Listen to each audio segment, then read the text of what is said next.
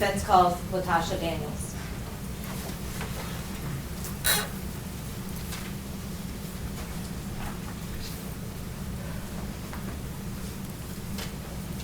You can raise your right hand. Do you swear and affirm to tell the whole truth? Yes, ma'am. All right, you may have a seat.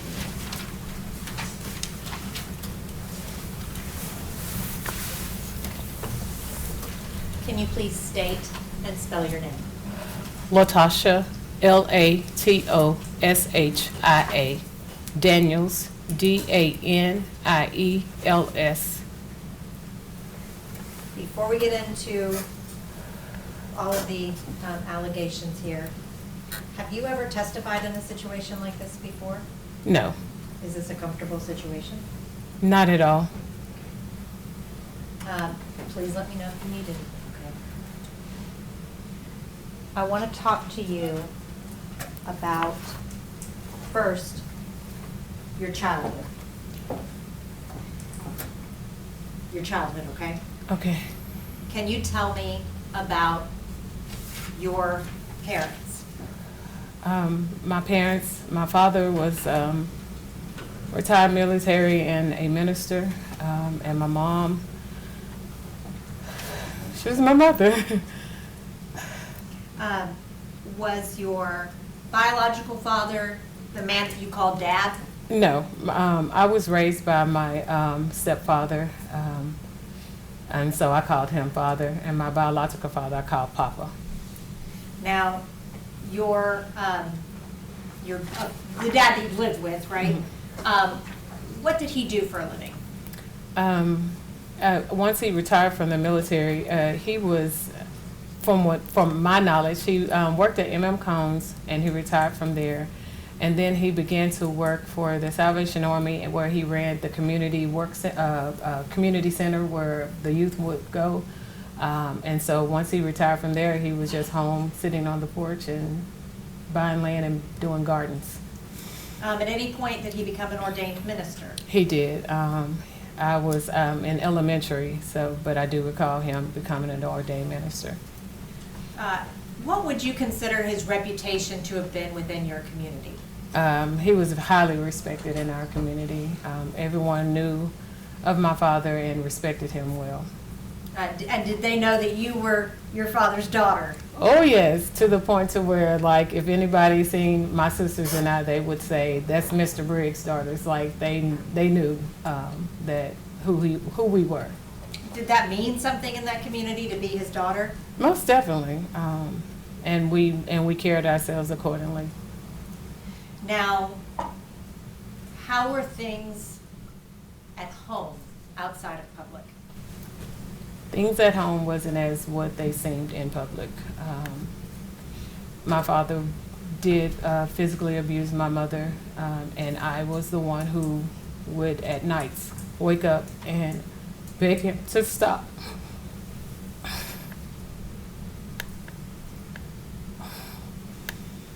Did you have any siblings in the home? I did. I had 2 little sisters. Did the 3 of you hear as your dad would beat your mom? I'm not sure if they did, but I did, and I often would wake up and ask him to stop, and even sometimes try pulling them apart. When you were in public, did you let that side of your life show? Oh, not at all.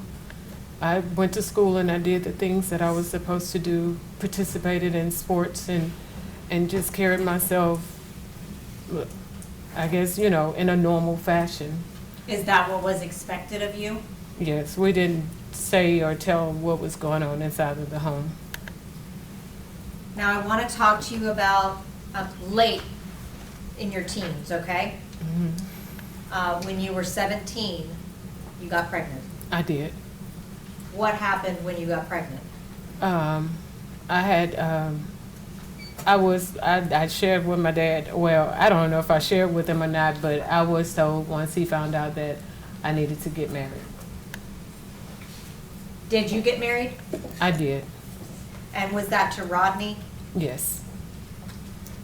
How would you describe your relationship with Rodney? In the beginning, it was It was good. We both had graduated from high school, and so we was building a life together. We moved from our hometown to Little Rock, Arkansas, and purchased a home, and we were doing well. Rodney decided to go to police academy, and during that time I helped him. I made sure he studied. I did everything that I could to ensure that he made it through police academy and was successful. Once he, probably months after joining the force, things began to shift.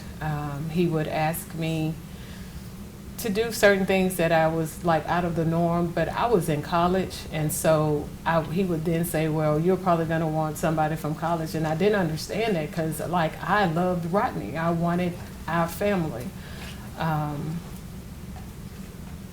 But even though we didn't argue, we grew distant, and I never understood why until I found out that he was having an affair.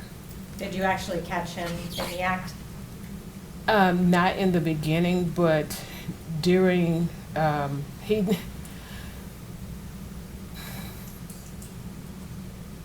he decided that we was going to separate, and one day while I was at school, he had packed up all my stuff, put it in a U-Haul, and drove it to my mom's house. How long were you married to Rodney? For 4 years. Did you eventually get divorced? We did. Okay. Now, after that divorce, did you attempt suicide? I actually did it right before we actually finalized the divorce. Did you commit suicide because of the divorce? I'm sorry, attempt to commit suicide because of the divorce.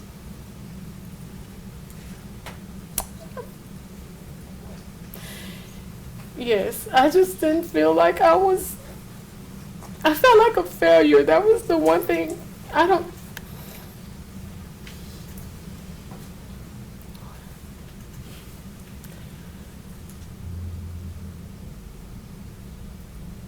I felt like a failure. I didn't think that I was enough. And so I didn't feel I had anything to offer.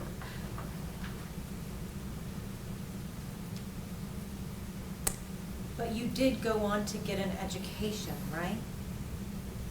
I did. And you didn't let your divorce or your teen pregnancy, you didn't let those things stop you from trying to get better in your life, right? Right. I wanted to push forward. I wanted to be successful. And I mean, I had to be. So I kept going. And you eventually became a licensed clinical social worker. I did. Now, I want to talk to you about your second marriage, okay? Mm-hmm. That was to Brian. Yes. Now, how long were you married to Brian?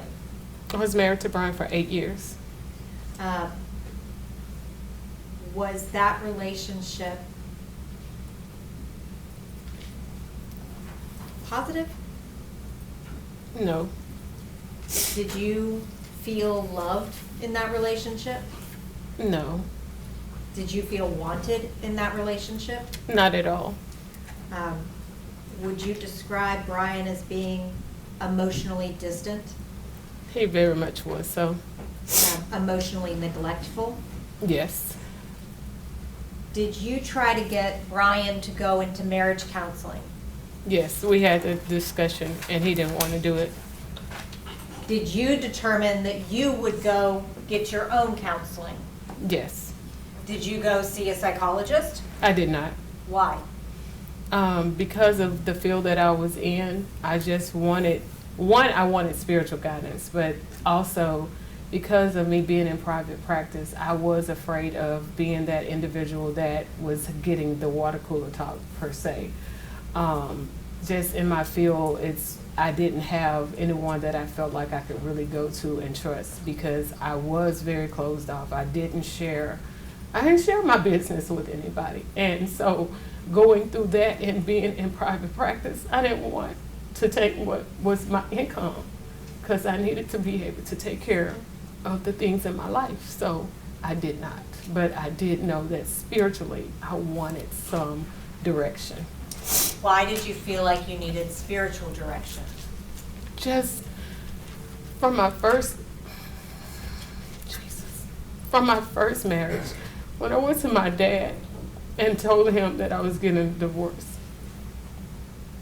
the one thing he said to me that just resonated with me was that he said he would have gotten an attorney.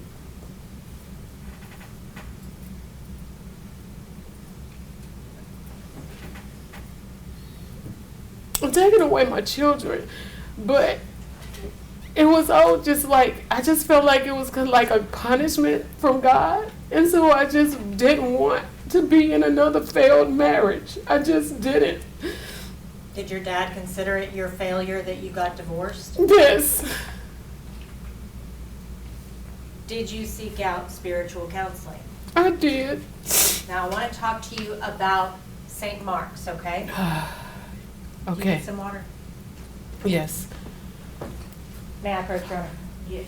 Thank you.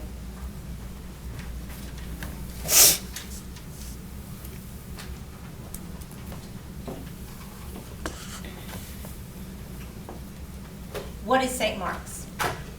It's the church that I attended in Little Rock, Arkansas. Is it a big church or a small church? It's a big church. Did you have any particular role within the church?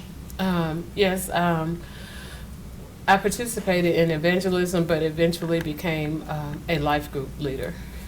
How were you selected to become a life group leader? One Sunday, was talking to, just in shaking hands with some of the pastors, Pastor Perry, Brodus Perry, he had asked me, he was like, "You thinking about being a life group member?" And at that time, I was like, "I'll consider it." And then eventually I did go ahead and sign up to become a life group leader. And this was prior to you reaching out for that spiritual counseling, right? Correct. How many members go to St. Mark's? At the time, approximately 6,000. How many people were selected to be life group leaders? In our first set of leadership training, it may have been approximately 60 to 80 of us. Okay. And were you then subdivided into groups? Yes, we were divided into cohorts. How many people were in each cohort? About 8 to 10. How many people were in your cohort? It was about 8 of us.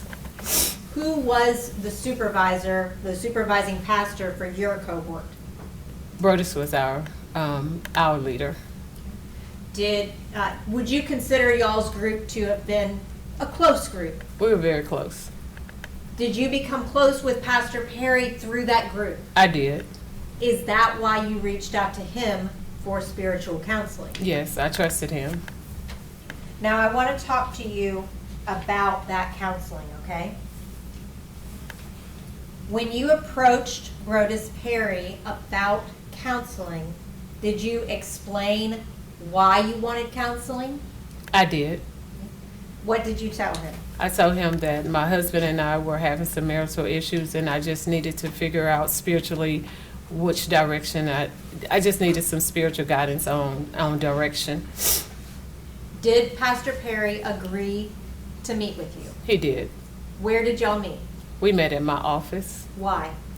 I didn't feel comfortable with being in the church and I wanted to be in a safe space because this was, again, something that I was not fully embracing, that I had to deal with, and I wanted to be in a space where I knew that I could be able to be vulnerable.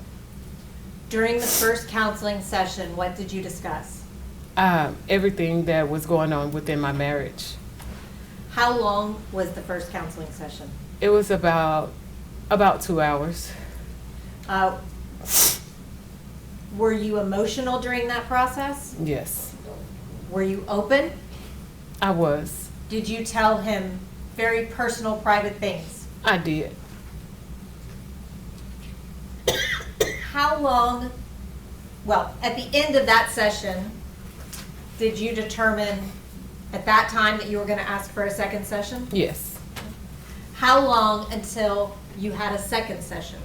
It was approximately 2 to 3 weeks before the next one. Did it feel good to get all of that off of your chest? Yes, Did you reach out to Brodus Perry for a second counseling session? I did. Did he say that he would come do a second counseling session? He did. When you had your second counseling session, did you ask him about any odd behavior from the first session? I did. What was that? In the first session, from the moment he walked through the door, he had his hands in his coat pocket, his jacket pocket, and he sat there the entire time during the session with his hands in his pocket. So I found that to be a little strange, but I didn't say anything in the first session, so I asked him during the section session, because he came in and he didn't have his hands in his pocket, and I was like, what was that with you having your hands in your pockets? And at that time, he told me it was because he was trying to maintain his professionalism.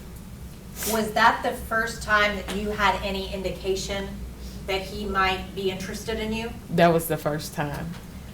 Did you proceed to start with the second counseling session? We did. What happened after you started the counseling session? As I was talking and sharing, Brodus reached over and grabbed, I had a 2-arm chair, and he pulled me toward him and began to passionately kiss me. And from there, in that session, we did have sex for the first time. Were you proud of that encounter? In hindsight, no, but at that time, he was giving me everything that I had been missing for a long time. Did you know that he was married? I did. Did you know his wife? I had, at that time, I had seen her at church, but didn't know of her. You got to know her better later? Yes. How did you feel about the fact that Brodus was married? At that time, honestly, I did not think about it. I knew that we both were married, and I was engaged in what he was giving me. Had you had any attention like that in a long time? No, I hadn't. Had In you years. had any emotional attention? Not in years. Physical attention? Not like that, no. After your counseling sessions, did you end up getting divorced? That was in February, and I did end up getting divorced in December of that year. That's when it was finalized? Yes. And did Pastor Perry encourage you to get divorced? We talked about it, and there were times whenever we would be on trips, he would make mention of, oh, we can't do that until you get a divorce, or we can't do this until you get a divorce. Now, I want to talk to you about your relationship with Brodus Perry, okay? Okay. After y'all had sex, did Brodus give you any particular instructions? Yes. He immediately told me to download a app for us to be able to communicate. That app was called Confide. Tell the jury what the Confide app did. The Confide app, it's whenever you would send a message, and when you read that message, it would disappear. You couldn't screenshot it or anything like that. It would immediately disappear once you took your finger off the screen. Did Brodus teach you how to use that app? As we continued the app, it was probably maybe a week or two later, he found out that if you had, like, other people had your phone number in your phone and they had that app, then they could see you on it. So he had me to change my name on it and also change the way that I attached it to my account. So I went from having my phone number to coming up with a email address. So I made a new email address to be able to attach it that nobody else had. And he taught you what all you needed to do for that app to do that? Correct. So that it could not be traceable back to you? Correct. And he did that all very quickly? Yes. Did he have, or was it almost a rule? Was it a rule that you had to use that app to talk to him? Most definitely. That was our main form of communication. As the relationship went on, if he wanted to use a different form of communication, like an email or maybe even direct messaging, he would then tell me, go to this platform or go to that one. But it was not, if I was to reach out to him without him reaching out to me first, I had to use the Confide app. Did he set any other rules for your relationship? Yes. As far as it came to trips that he wanted me to go on with him, I was the one who had to pay my way as far as airfare or travel, and then he would, you know, his words would, he would then take care of the rest, meaning that I would have somewhere to stay. When I was in the hotel rooms, I was to stay naked. I couldn't have on any clothes. I had to, and the only way I would have clothes on is if, like, you know, we were getting ready to go out. But other than that, when in the hotel room, I had to be naked. I couldn't, if something was to have happened to him as far as medically, he did not want me to call 911. I would have to call, who we referenced him as the professor, but it was Pastor Pointer. I would have to call him in order to get him emergency attention. He said verbatim lots of times, do not call 911. Did he add any rules towards the end of your relationship? At the end of the relationship, he wanted me to say yes, sir, and no, sir to him. Now, I want to kind of break those down individually, okay? Okay. You were required to use the Confide app. Yes. I want to talk to you about the travel, okay? What kind of trips did Brodus want you to come on? The very first one was to Vegas. He had some convention or something that he was at, and so that was the first one. He had invited me to go to Cuba with him that year, but he ended up right at the last minute changing it, saying that Tabitha wanted to go with him, so she went with him, and he was like, well, since you're not going to Cuba, go ahead and sign up to go to Israel for the church group trip. So I signed up to go to Israel and paid my way for that. I traveled with him to Savannah whenever he would go with Pastor Pointer. Were there some trips that were for the pastors? Yes. And then other trips that were for the church group members? The only church group that trip we went on was to Israel. The rest of them would be if he was doing something on his own, I guess, speaking engagement wise, or if he was following Pastor Pointer. And then were there also personal trips? And then we had personal trips. If Brodus told you that he wanted you to go on that trip, was it expected that you would be on that trip? I was on that trip. Now I want to talk to you about the hotel room rule, okay? What would happen when Brodus would walk in and you were wearing clothing in a hotel room? Once I did it and just, I don't know if I was cold or what, but when he was like, why do you still have on clothes?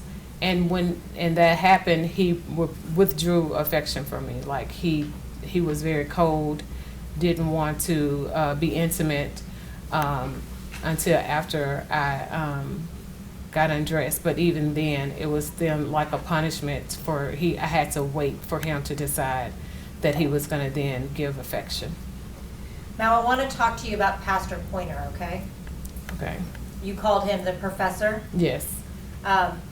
What was his position within St. Mark's? He was the lead pastor of St. Mark. Did he know about your relationship with Brodus? Yes, we hung out together a lot. Do you know, is that why Pastor Pointer was supposed to be his medical emergency contact? Correct. Now I want to talk to you about the beginning of your relationship with Brodus, okay? Mm-hmm.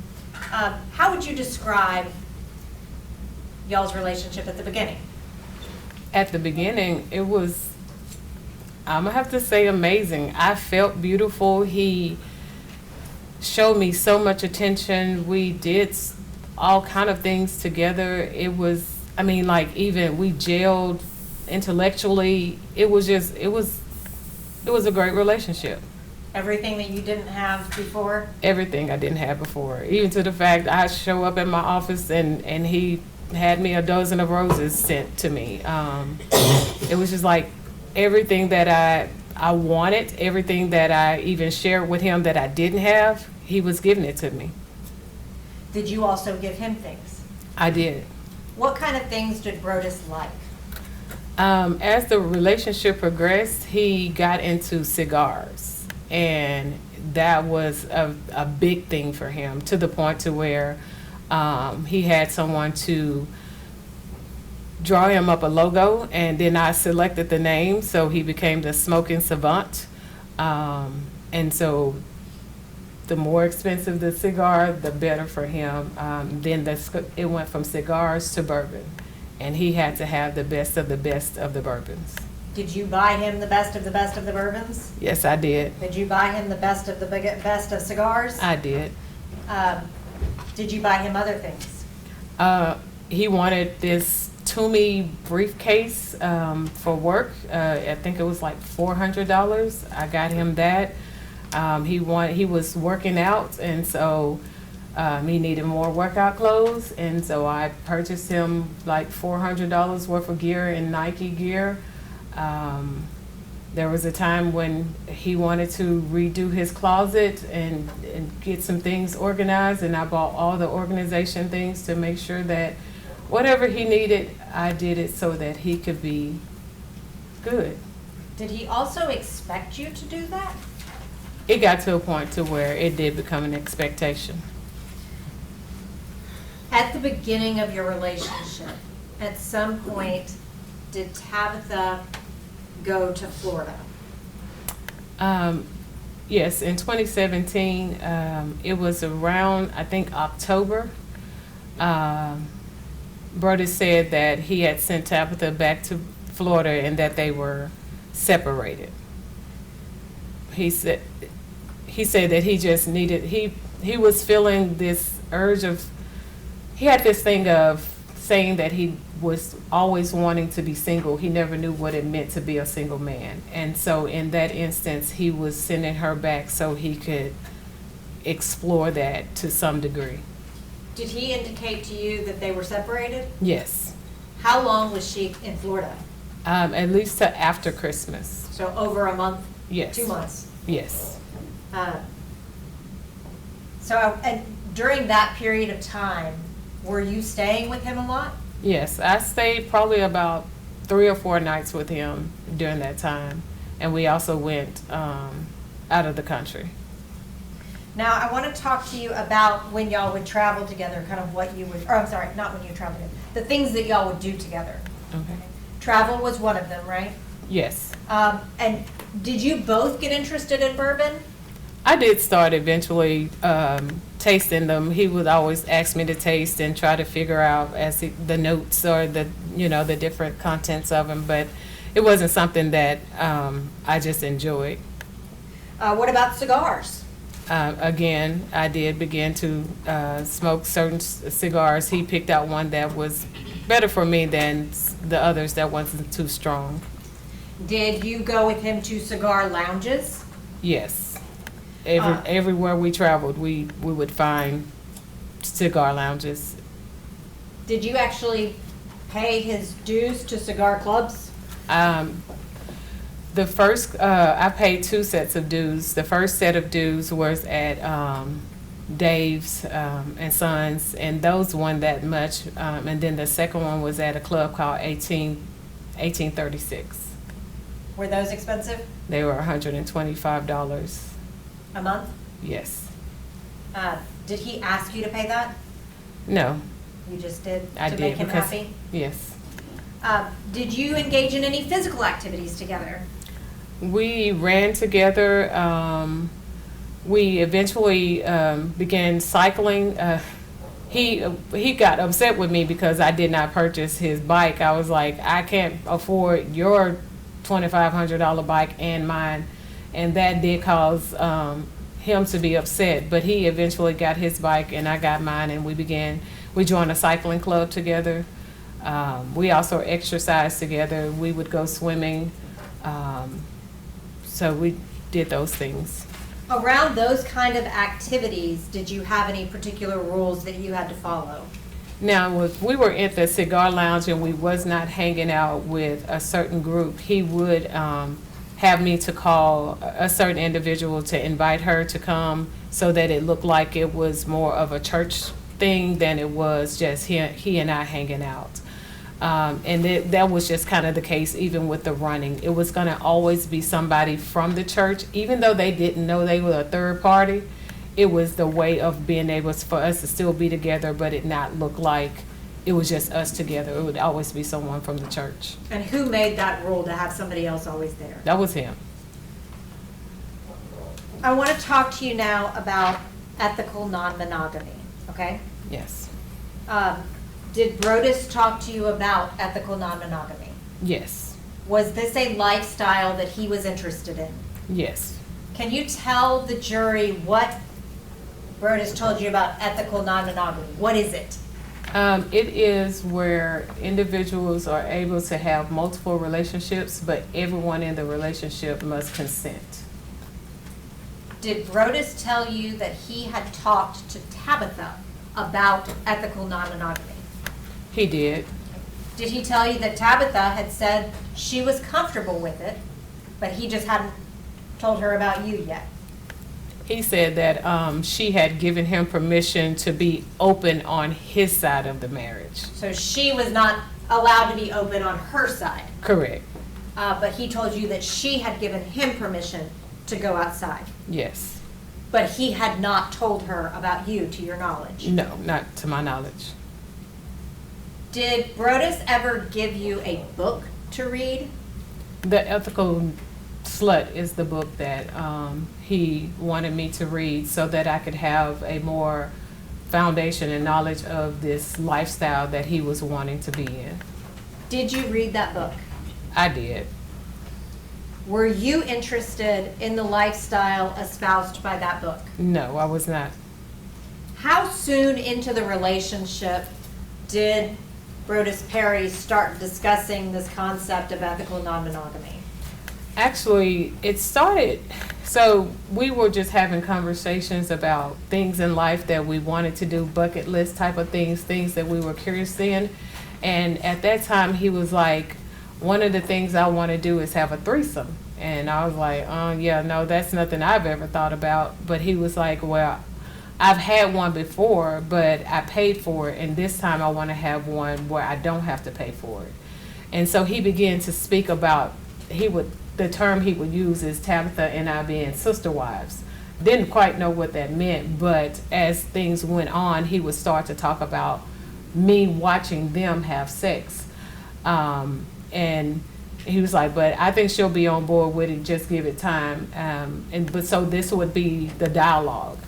And that dialogue just continued on to where it went from watchers to now wanting to have the threesomes, and then that's when the ethical slut was introduced. And so it was just like a progression of this lifestyle that he wanted. So kind of breaking that down, how far into the relationship did he start discuss wanting a watcher with you? It was pretty early on. I would have to say it was before they took their trip to Cuba, which was around his birthday in May, that he began to talk. He was talking about the watcher. So that was 3 months. Was that a different trip than the birthday trip that he took where he had the threesome? Yes, that was a different trip. Okay. Did the threesome birthday trip happen while y'all were together or before? It happened while we were together. Did you know that he was going to do that? The threesome trip in Cuba? No, when he went and paid for the threesome. Oh, that was well before I knew him. Okay. At any point, did you watch him and Tabitha have sex? No. Was Tabitha ever invited to watch you and Brodus have sex? No. Were you comfortable with the concept of a watcher? No. Was Brodus persistent about a watcher? Very much so. Explain that for me. Everywhere we went, he would even text me and say, "Hey, you need to find us a watcher. Find us a watcher." And so I got to the point, I was like, if I can find somebody, hopefully I can get him to stop. So I asked a friend of mine if she would do it for us. And she was like, if I do, we're taking it to our grave. He had me to tell her to download Confide, and we were able to dialogue three-way, and the things that he was asking her to do, she just backed out. Did that whole thing make you very uncomfortable? Very much so. Why were you willing to even entertain it? I wanted to make him happy.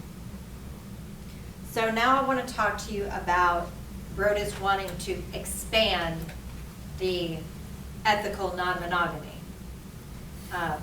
Well, I guess first, was he actually engaging in ethical non-monogamy? No. Tabitha had no idea any of this was going on, right? No. As far as you knew, she knew that that's what he wanted, but he hadn't told her. As far as I knew, correct. And you've heard differently from even that here. Yes. Did Brodus ask you about expanding the relationship beyond you? He did. When he asked you about that, how did you respond? I told him I didn't want to.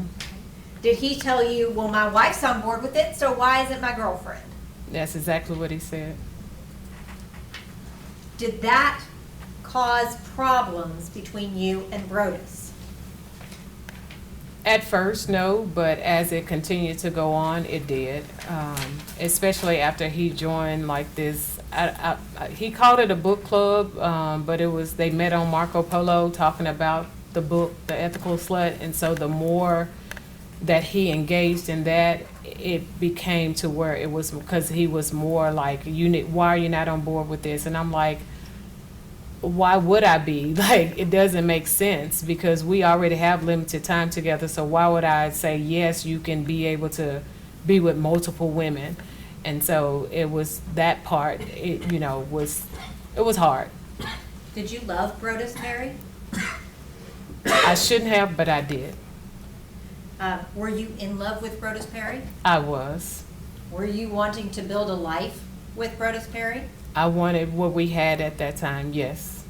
And y'all saw each other frequently, right? We saw each other just about every day. I would cook for him, and so he would come to my office to eat lunch. If he didn't come to the office, I would drop it off for him.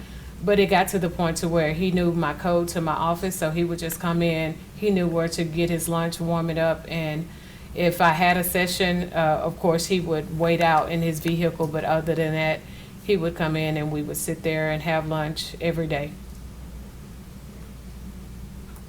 How did Brodus react when you told him that you were not open to expanding to allow him to have more girlfriends? He was emotionally distant. Like, well, he would tell me, well, you need to go and find someone. And I'd be like, I don't want anyone but you. And so he knew that would play on like my insecurities. So one time when he said, you need to go out and find someone, I said, well, what if I do? And he said, well, then we won't be together. So he knew that was going to get to me because I wanted to be with him. I enjoyed our time together when we did have it. And so he used the emotional part, the affection. He would give it to me, withdraw it if I wasn't really complying with what he wanted. Since all of this has happened, have you had time to really retrospectively consider your relationship with Brodus? Yes. I want to talk to you, we'll get back to that. I want to talk to you about that Marco Polo group, okay? Okay. Brodus was in an ethical non-monogamy group with 2 other women, right? Yes. Were you a part of that group? I was not. Were you ever allowed to be involved with that group? I wasn't. But you knew about it. Yes. Would he have let you contribute? That was the first time that of any activity that he done that he didn't even invite me to do. Did he actively keep it from you? I would say so, because with any other thing he did, even to joining like a bourbon society. Like, we had memberships to a lot of things together, but that was one thing that he did not invite me to. I want to talk to you about when Brodus and Tabitha Perry moved to Memphis, okay? Okay. Mississippi Boulevard reached out to Brodus, right? To my knowledge, according to him, the pastor from Mississippi Boulevard reached out to Pastor Pointer, and then Pastor Pointer shared that with Brodus. Had Brodus, to your knowledge, had any issues at St. Mark's? Yes, he would tell me a lot about conflict that he was having with some of his coworkers. And then there was one instance where, according to him, he had misuse of a credit card. Your Honor, this is going to the context of their relationship, just getting background on, and this is going to her buying things, paying for things. This is a debt that she repaid for him, that's what it's going into.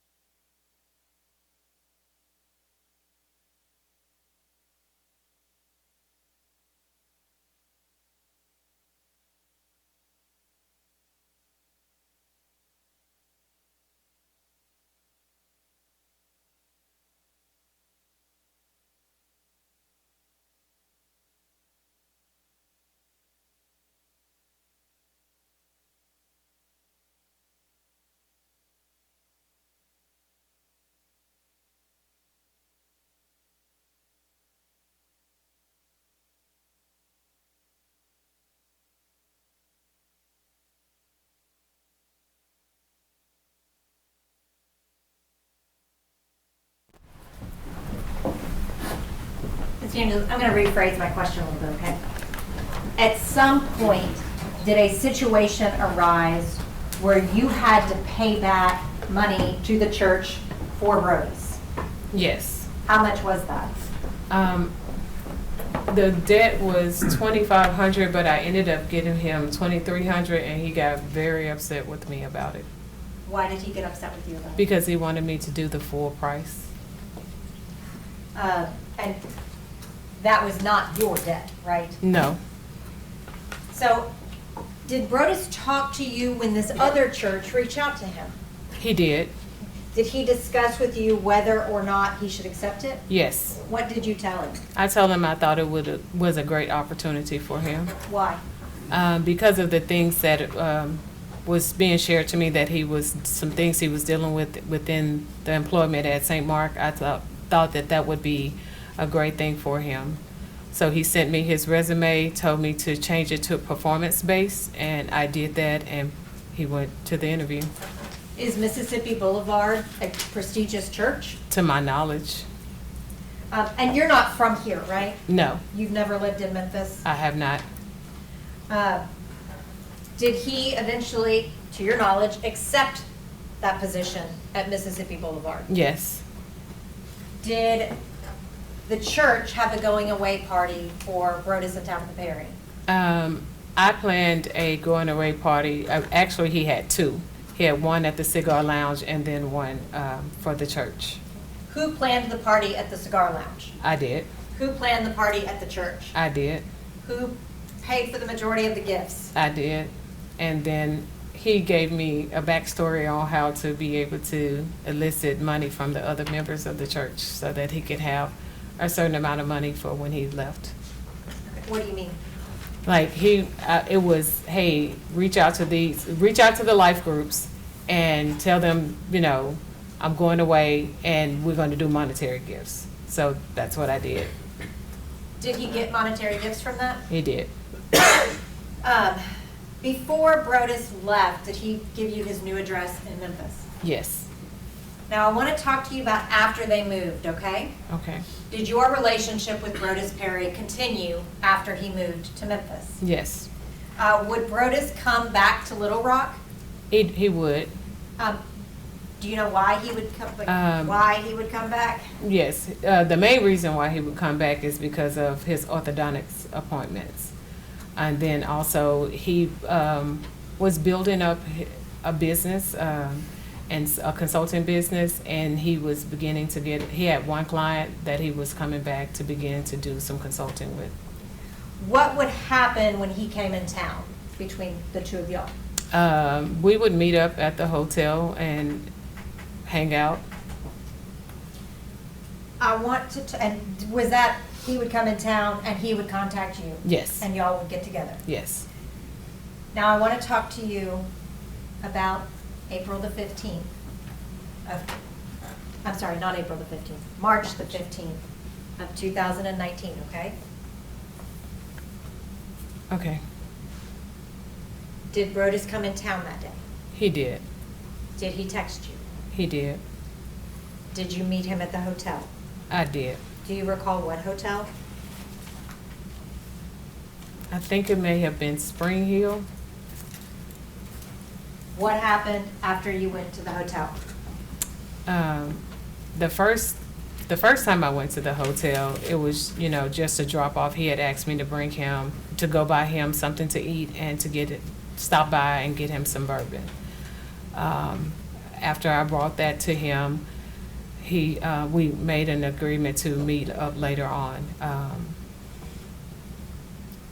I had called him and as it was getting later and say, hey, what time are we going to meet up? And he was just like, I don't know, I'll let you know. But he never called. So I was at home and I was like, I'm just gonna break up with him. Like I'm not gonna do this treatment. Like no. I went to the lounge. I still had some gifts to give him, and he was coming out, and I said, unlock your car, and I started putting the gifts in. Well, once he got closer to me, he just hugged me and gave me the key to the room and was like, go to the room. So I was like, okay, and I did. Once he hugged you, was it all better? It was. Is that kind of how it went with Brodus? Yes. So tell me about what happened after that. That was one of the times that I still had my clothes on. So of course, when he got in there, he's like, why you still got clothes on? And I was like, oh, I'm sorry. I'm sorry. I got undressed. I did tell him, I said, I was coming to break up with you because of the way you're treating me. And he laughed it off and was like, well, why didn't you? And I was like, because I really do love you. He came over to the bed, started tickling me. We laughed it off. And then as we began to engage in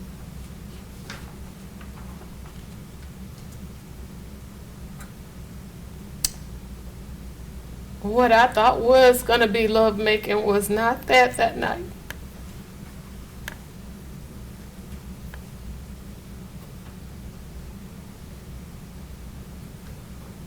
Can you tell me what happened?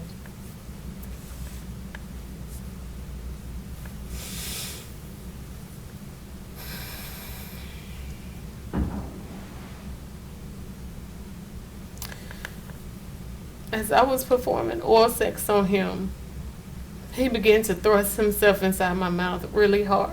And I told him that was hurting. Then he grabbed my hair. I had long hair, and he wrapped my hair around his hand and he started yanking it. And when he wasn't thrusting himself in my mouth, he was pulling my hair really hard. And with his other hand, he would just hit me and hit me and hit me. And I was like, it's hurting. And he was like, you better not bite me. You better not bite me. And then after that, we had sex, and it was just rough, and it was hard, and it was just not what I was used to. And then once we finished, something he never ever does was he rolled over and just gave me the cold shoulder, and I was like, "You're not gonna hold me?" And he was like, "No," and just went to sleep. How did that make you feel? I felt so used.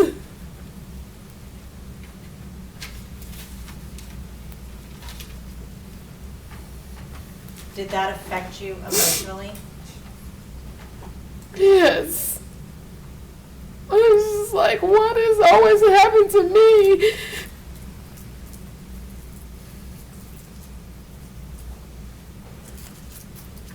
Did you decide anything when you were in that emotional state? Well, that particular night, I just was, that morning, we stayed the night together, and that morning he got up and he left. He was getting dressed, and I was like, "Where are you going?" Like, we always shower together. And he was like, and I was like, "Where are you going with still smelling like me?" And he was like, "None of your business." I was like, "Since when did you not tell me your schedule?" And he left. Well, he was getting ready to leave, so I got up and I got dressed, and as I got dressed, I grabbed the key card for the room off the thing, and he laughed it off, and I left. And later on, I texted and said, "Hey, are we meeting up again?" And he was like, "I'll let you know." Of course, the day went on. I had rearranged everything, thinking that he was going to end up we would see each other earlier that day, but I didn't. And so that night, when I still didn't hear from him, I decided to head to the room, and as I was going, he was there. But in my wanting to head to the room, I had made the decision that I was going to kill myself in front of him, because I just wanted him to feel the pain that he was causing me. So when we got in the room, he was already in there by the time I parked and got in. And I pulled out my gun and I told him, "You about to feel the same pain that you've been giving me." Did you ever threaten him? No. Did you threaten yourself? I told him I was going to kill myself. What did he do? He began to tell me no, and he kept saying that he loved me and that we can fix it. And I was just like, "No, you're treating me so bad." And he was just like, "That's not, I love you, I love you." And eventually he talked me into putting the gun on the counter and coming over and sitting there talking to him.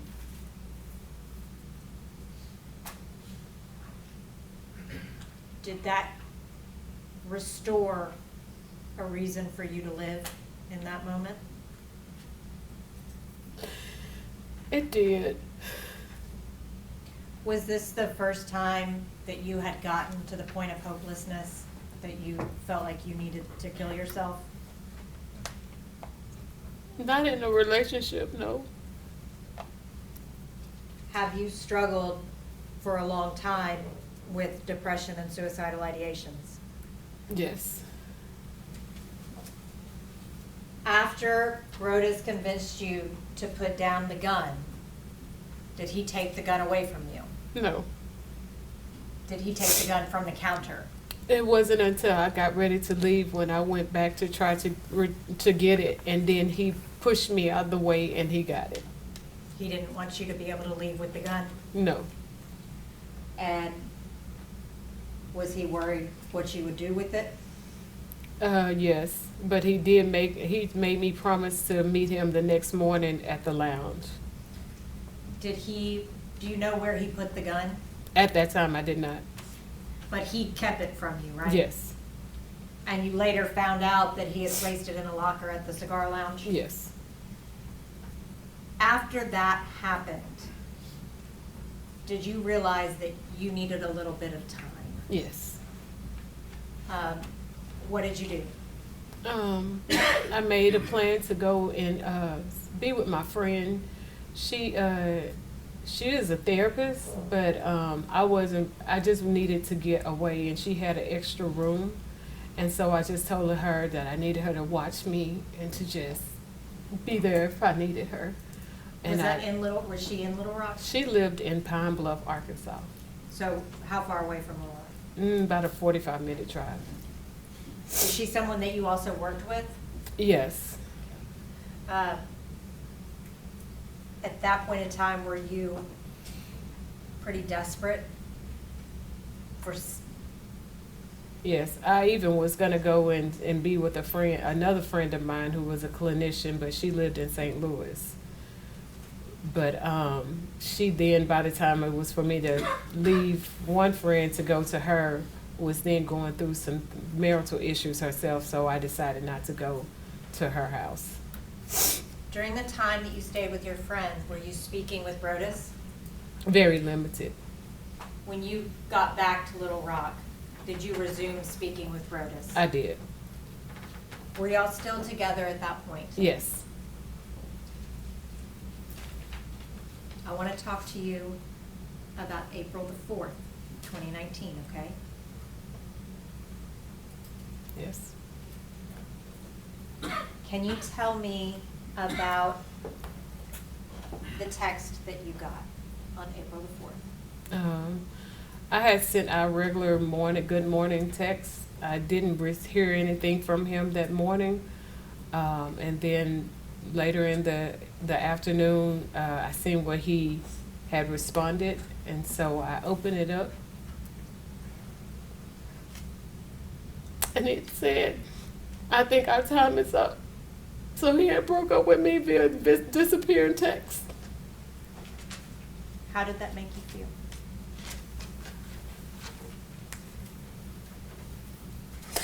I felt so used and worthless, and I just felt like trash. Like, who does that to somebody who they say that they love? You're a maverick.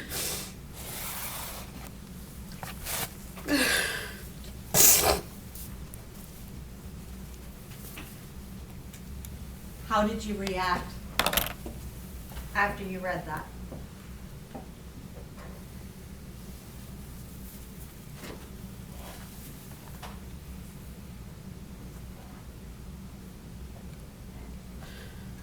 I wrote a suicide note to my family, because I was just like, I'm tired of the pain, I'm tired of it all, and I just wanted the pain to end. So I wrote a note and made a plan to take my life. Your Honor, may I approach the witness? Yes. Latasha, do you recognize that? Yes. What is that? This is the note that I wrote to my family. Your Honor, I'd ask that that be made the next numbered exhibit. In objection. Objection, Your Honor. Should be 22. We'll show the suicide letter as exhibit 22.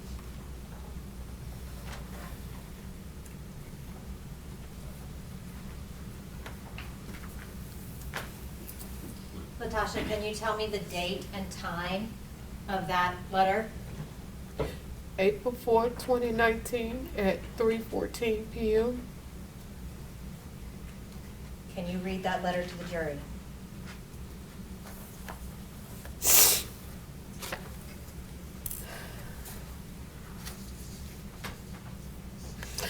To my family, I'm sorry that I have let you down. I tried my best to be the person you all thought I was. I tried to be the person you could count on and be proud of. However, I have been depressed for a long time. I did well with coping until the past 2 years. My world changed February 24th, 2017. And the shit just keeps getting worse. I know what I have been through may be nothing to some. And you don't understand why I couldn't bounce back. I have fought hard for so long to keep things together. I didn't trust anyone to know deep down how bad I was struggling. Only a handful few people knew, but they couldn't help me. To my fellas, I'm so sorry that I have let you down. I have fought hard to be the best mother I could be to each of you. I pray that what I have taught you will stick with you forever. Please don't be ashamed of me. Mother, thank you for being my mother. Please know that although you didn't think I loved you, I really did. I wanted so badly for us to be close. There was many times I just wanted to crawl into your arms and have you hold me. I'm sorry for being a failure. I tried to make you proud of me. Words can't explain or express the pain I feel at this moment. I have pretended for so long to be happy. I have tried to work through the pain and begin to heal, but just as my life would have it, yet another loss appears to remind me just how much of a failure I am. I don't have any insurance and I don't have any money, so please just have me cremated and don't worry about a service. I don't want to be a burden. I'm sorry for letting all you down. I love you as all so much, and I wish I could live myself as much as I wish I could love myself as much as I love you all. Please take care of my fellas and always remind them of my love for them. I'm not being selfish. I just don't know how. I don't know. Okay, I don't know. This got out of hand, but it says, "I'm sorry for letting all of you down, and I love you all so much. I wish I could love myself as much as I love you all. Please take care of my fellas and always remind them of my love for them. I'm not being selfish. I just don't know how to continue bearing the pain I have felt for over 25 years of my life. With each loss, hurt, disappointment, etc. I've experienced through the years, it only added to my current state of mind. I thought I could continue to push through and be strong, the strong Tasha everyone know, but I can't. I'm weak, and I have been for over the past year and a half. I thought I would bounce back.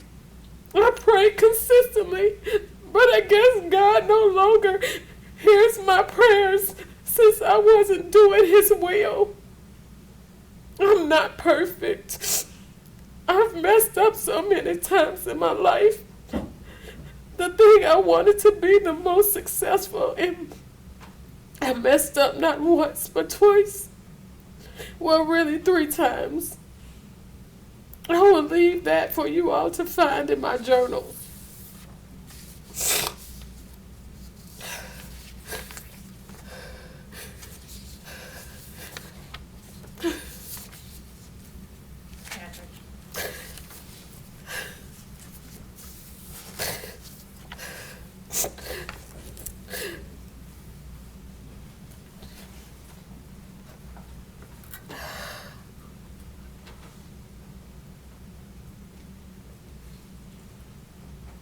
You wrote that at 3:14 p.m. Yes. Where did you leave that? I left it in my phone because I knew my little sister would find it because she helped me with my appointments. And that's the phone she used for making my appointments. Did you leave it for her to find? Yes. What did you do after you wrote that note? I drove to Sherwood to go purchase a gun Why did you go purchase a gun? because I didn't have my other one. What was the purpose of the gun? I wanted to end my life, and I felt like that was going to be the best way to do it. When you went to that store, were you buying a gun to kill yourself, or were you buying a gun to kill someone else? I was buying a gun to kill myself. I had a whole plan. What was your plan? I didn't want to do it at my house because my son lived with me. So I decided, as I was just thinking about all the pain, to go to this park in Jacksonville, Arkansas. How far away from Little Rock was that park? Jacksonville might be about a 20-minute drive from my home. And the reason why I chose that was because that's where Brodus was. He wasn't from Jacksonville, Arkansas, but the Jacksonville part of it was attached to him. And the name of the park was Johnson Park, which was attached to my second ex-husband. And then Ray Road, my daddy's middle name was Ray, so I just associated with all the pain from the men in my life, and so that's where I was gonna go. How did you go there? I was gonna drive in my car. It's from my home. It would have been straight down 440. Is that an interstate? Yes. What happened while you were driving to Johnson Park? As I was driving, I saw the Memphis exit, and so then I was like, "Go talk to him, Tasha. Just go let him see you. Go see why." And that's what I did. I just drove so I can see him face to face and hope that I can get something from him besides the fact that he broke up with me with a disappearing text. And as I was driving, he did text me, and as he was telling me that he still loved me. So I was trying to just figure out what was going on. What did you do after you saw the Memphis exit? I took it and I drove to Memphis. Where did you go? I went down to where I knew he would possibly be, which was a lounge. I guess it's in the downtown Memphis area called The Pocket. At the time, I think it was a fairly new lounge that he, when he got employment at Mississippi Boulevard, one of the members there had told him about. Did you go to the Pocket because Brodus told you he goes to the Pocket on Thursdays? Yes. Do you remember what time you arrived? I don't. I just know it was dark, and I know that I circled around for approximately 30 minutes trying to find a parking spot because I didn't know that you couldn't like park on the street. Like everything down there was paid. Yeah. Just to back up for a second, when you went to the gun store to buy the gun to kill yourself, what did you take with you? Just my license and my debit card. Where was your purse? I guess I had left it at home. Did you bring just necessities with you to the gun store? Yes. And you left the gun store right after you finished purchasing the gun, right? Yes. How did you select the gun? I went with what was the cheapest that was on. They have a wall that has all the guns, the names, and the prices, and I just chose the cheapest one.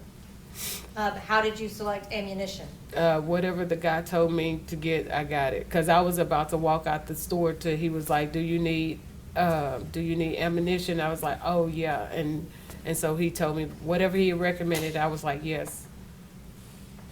And did you see on the video where he was showing you different types of ammunition? Yes. Is that what he was saying? Right. And I so told, you couldn't hear, but I was like, I don't know. Just whatever you tell me. When you left the gun store, what did you do with the gun? I think it was still in the bag. I went home because I did wanted to leave my son something. So I had stopped at the ATM and got out whatever money I could get. And so when I got home, I put that in his room. And then I changed clothes and I dumped some bullets out on the bed and just grabbed a handful of them and took the gun and left the house. What did you do with the handful of bullets and the gun? Once I got in my car, because I was trying to hurry up and leave because I didn't want him to come home while I was there, I loaded the gun in my car. And once whatever was left over, I put everything into my coat pocket that was sitting in the passenger seat. Now, when you parked downtown, where did you go? I started walking in the direction which I knew the lounge was. And once I got on the street, I started walking up the street and I actually saw Brodus coming out of the lounge and I walked past him. Were there any rules in your relationship regarding how to behave when you saw him in public? Yes, I was not to approach him because I never knew who he may have in his company. So I was not to approach him, but if he acknowledged me, then I could have, talk to him. Did you come within his sight? Yes, Did he acknowledge you? yes. You actually walked right. I walked past him, and so he said, "So you just gonna walk past me and not say anything?" At that point in time, did y'all engage in a conversation? Yes. After you talked with Brodus, what did y'all figure out? Well, we decided that because his thing was I still wasn't wanting to be on board with him and this non-monogamy and have been able to see other women. So we came to I told him, well, we still haven't told Tab. You've always said something about telling Tab, so we haven't told Tabitha. And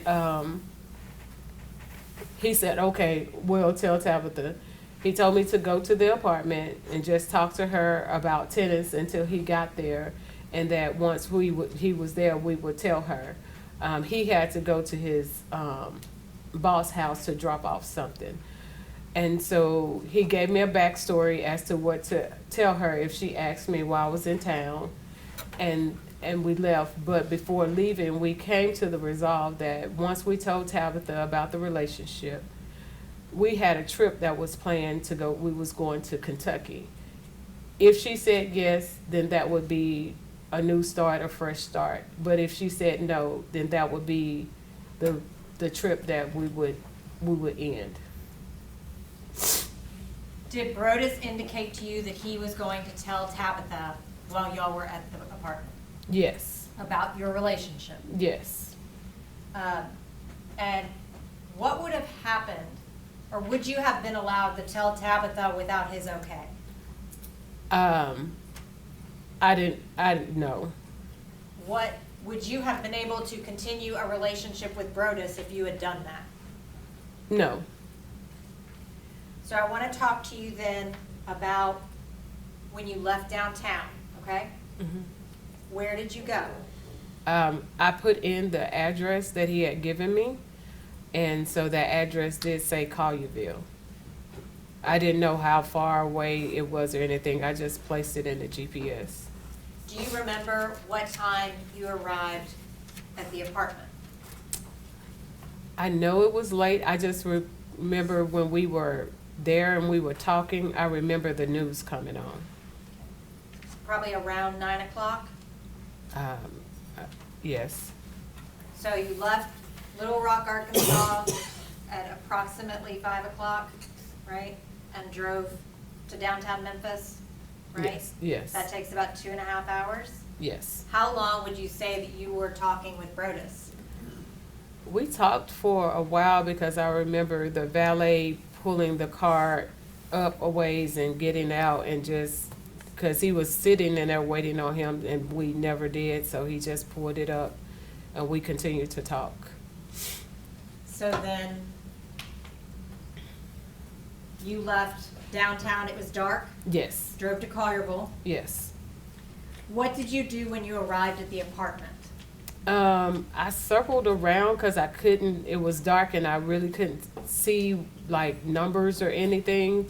So I circled around, and then I guess eventually I found the building number and I parked and found my way to their apartment according to the address. If I may just have one moment, Your Honor. Yes.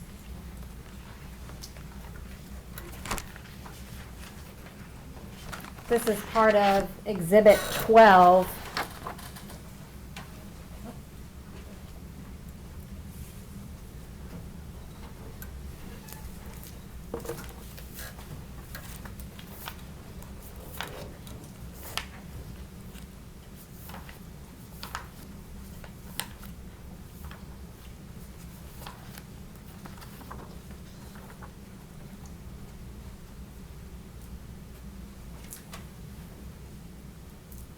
Latasha, is that your car? Yes.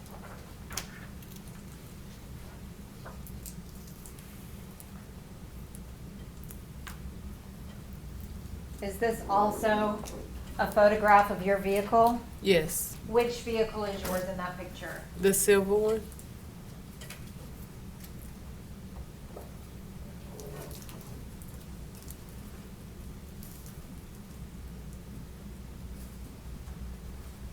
This one? Yes. While you were sitting in your car, did you call Brodus? I did. And I shared with him that I was a little nervous and could we just go somewhere and talk? And he said, no, we're going, you wanted to talk to Tabitha, we're going to talk to her.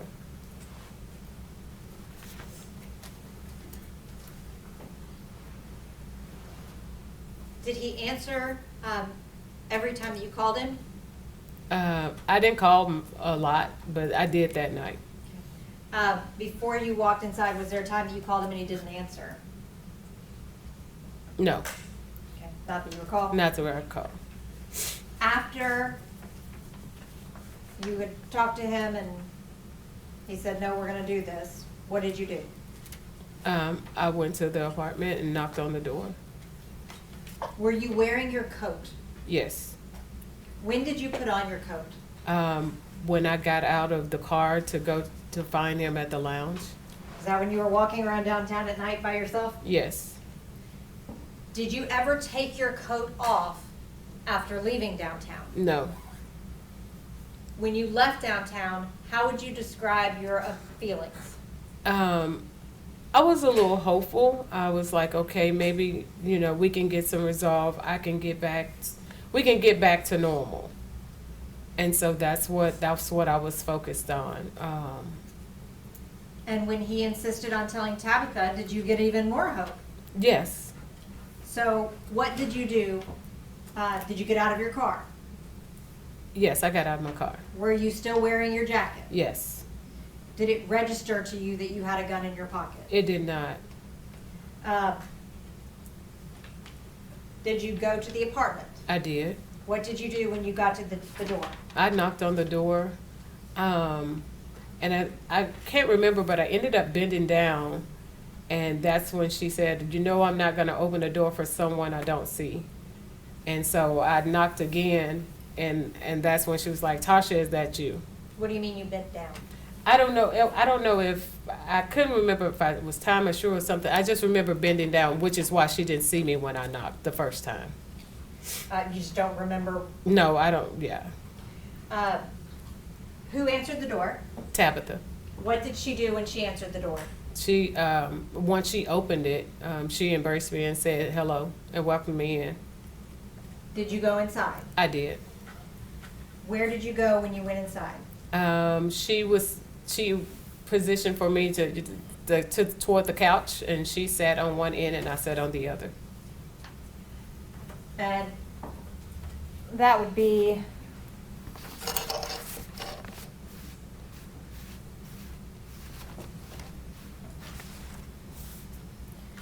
Your Honor, if I may, put, this is part of the cumulative exhibit. Is this the couch that you're referring to? Yes. And you were seated on this side, Oh, us? and Tabitha was seated on this side? Yes. Did you talk to Tabitha?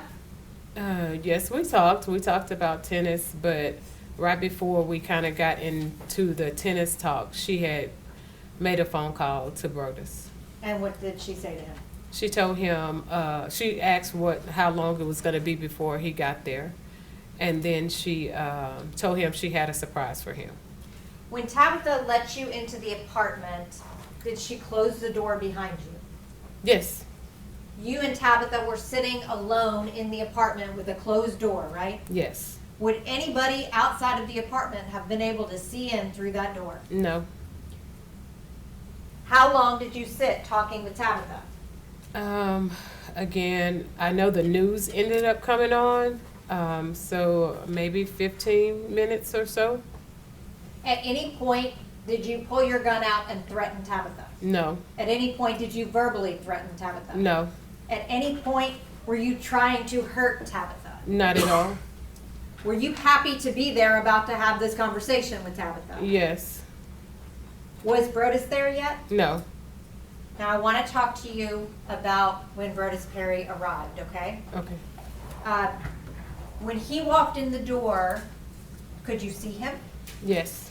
Can you describe his demeanor when he saw you?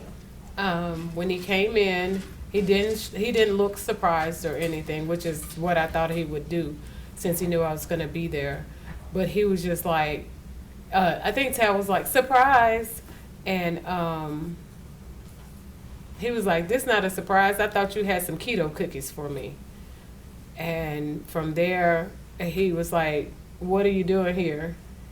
And then I went with the story again that I was in town for a conference. And we just kind of started engaging in small talk. He came and sat beside me.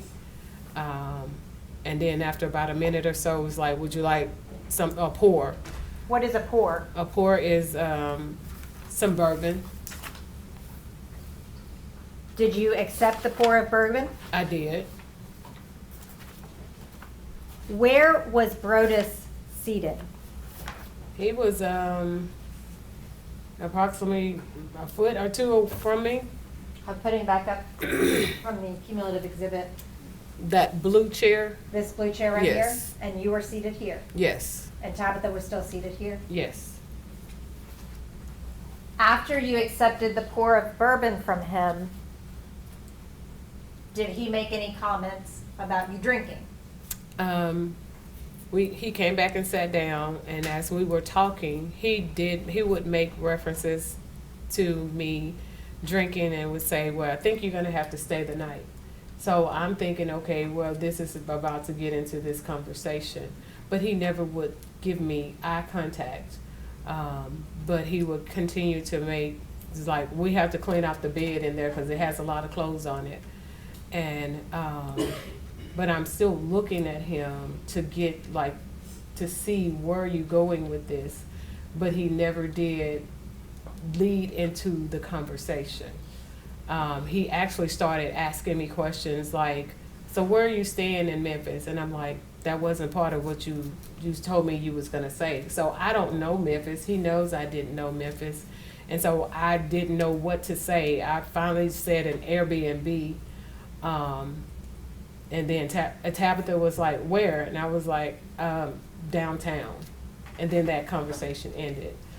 And he continued to say something about me staying the night, but never going into the conversation of what we were supposed to be talking about. Had you ever been into that apartment before? No. On April the 4th, when you were there, what part of the apartment did you go into? I walked through the front door, which led into a small little hallway and right into their kitchen area. And then into the living room? And then into, yes. Did you go into any bedroom? No.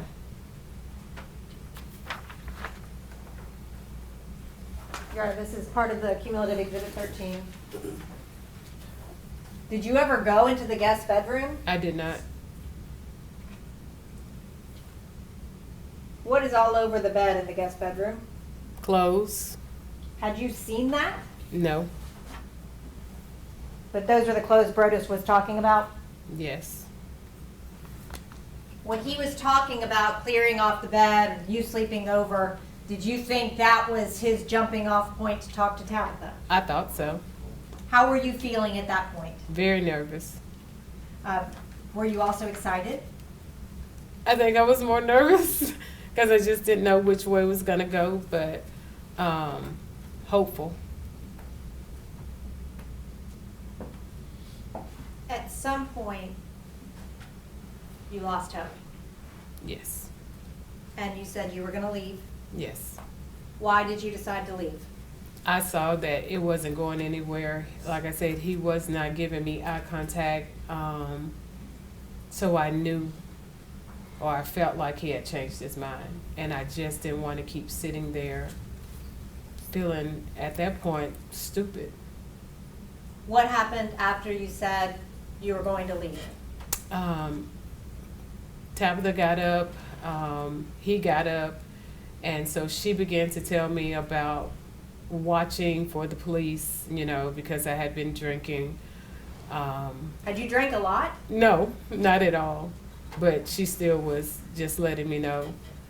And she began to walk toward the door. And I asked him, would he walk me out? He said no. And I said, why not, sir? That's Southern hospitality for you to walk a woman outside when it's dark. Because I wanted to just get him to see, like, what happened. Why didn't you follow through? But he refused to walk me out. So Tabitha opened the door and was walking out. I was still trying to get him to walk me out. And as I reached into my pockets to get my keys, I remember being outside the door, and then the next thing I was standing in their kitchen. Do you deny that you shot Brodus Perry? I do not. Do you deny that you shot Tabitha? I don't, but I know it wasn't intentional. Did you mean to shoot Tabitha? No, I wasn't trying to hurt anybody. When you went to that apartment that day, did you intend to use your gun on either Brodus or Tabitha? No. When you went there, what was your purpose in going there? Thinking that I was going to get some kind of ending to the relationship. And what do you mean? Like, okay, of course, after I got to, talking to him at the lounge, we had a plan. It was either going to be a start or an ending, but it was something that I could see, like I knew it wasn't just a disappearing text, but still, I love you, So I went to the apartment, I guess, for lack of a better word, to get some resolve. Did you have hope, given that Tabitha was open to the open marriage? I was nervous about that because, like I said, he had told me she had these rules about not nobody that you know and things like that. So I'm like, she knows me. So I don't know what that was gonna be like. I didn't even think about anything beyond that. As far as Tabitha goes, this is a person that you became friendly with, right? Correct. How did you balance that with having an affair with her husband? It was very hard. She, like, we started off, she had approached me to invite me to lunch. It came out of nowhere, and I didn't know, like, what was really going on, because by this time, Brodus had been talking about us being sister wives, and so when she asked me, I was a little confused, because I'm like, okay, has he talked to her about it? But she never said anything about our relationship. Even when we began to play tennis, it was her who initiated it. So it was uncomfortable for me, but we were friendly. And it was hard, but I still did it because I wasn't going to tell her, because I love Brodus. When Brodus told you that he wouldn't walk you outside, He said, Tab will do it. How did that make you feel? Rejected, unworthy, stupid. I was so stupid.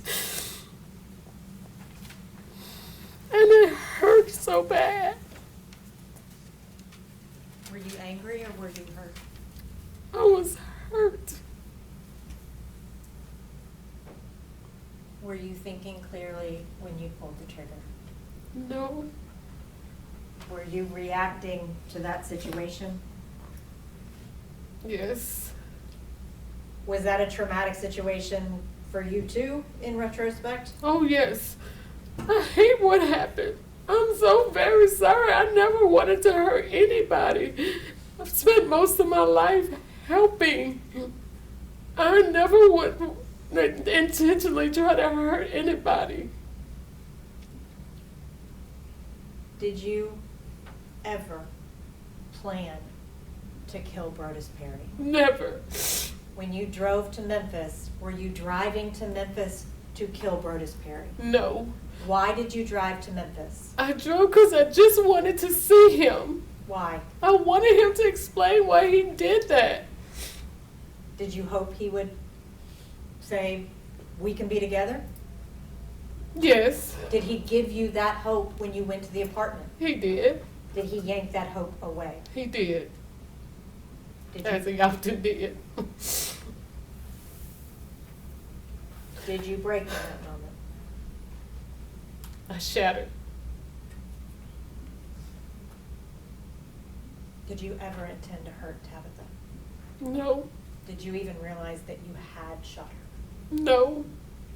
That's all I have. Cross-examination.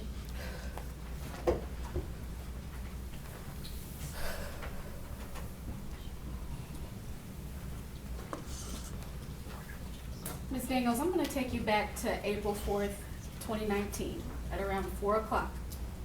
You remember yesterday when we introduced that surveillance footage of you at the gun store, right? Yes. Yes, And you know that that was you in the gun store. that was me. And you purchased a gun that day. I did. And you also purchased ammunition that day. I did. And when you went to that gun store, you brought your state-issued ID, correct? Yes, And you brought your credit card, correct? I did. And once you left with that gun and the ammunition, you didn't go to Jacksonville, did you? No, You drove to Memphis, no. I You- drove home. but you eventually ended up in Memphis, did you not? That is correct. And you chose to go see Brodus Perry, correct? Yes, I chose to go see him. A man that you chose to be involved with. When I first encountered Mr. Perry for counseling, I did not choose to be with him. I went to him for direction, not a relationship. It's a yes or no question. You chose to be involved with him after you met him, did you not? Yes, And when you got to Memphis, and after you talked to Mr. Perry, you drove to his apartment, correct? yes, I drove to his apartment. And from Sherman, Arkansas to Memphis, it's about a 3-hour drive, right? According to what has been said, I wasn't counting. And when you got to that apartment, you talked to Mrs. Perry. Yes, And when you got to that apartment, you stayed there and you talked with her for about 20 minutes. Correct? yes, we talked for about 20 minutes. And then once Mr. Perry got there, you talked to him. Yes, And while they were gracious enough to walk you out of their apartment after an unexpected visit, you got your gun out, didn't you? it wasn't unexpected for him. But for Miss Perry, it was. It was. And after you exited, you decided to take your gun out, correct? No, And after you exited, you shot Mrs. Perry, did you not? my Yes or no? actions resulted in them being shot, yes. And then you shot Mr. Perry, did you not? It wasn't a conscious decision, but yes. But you didn't do it because you lost control. You did it because you thought he deserved it. No. I love Brodus. I would have never intentionally hurt him. No, ma'am. You did it because he broke your heart. No, ma'am. No further questions, Your Were you in a good state of mind that day? I was not. I was The not. whole day? I was not my healthy self. No. When you came to Memphis, did you come to Memphis out of anger or out of love? I came out of love. Did Brodus expect you to be there when he walked in? Yes. Did that visit go the way that you expected it? It did not. Did it end the way you expected it to? It most definitely did not. Did you go there to hurt anyone? No, I did not. Who did you plan to hurt I that wanted day? to hurt myself. I wanted to end my own life that day. That's it, and that's all.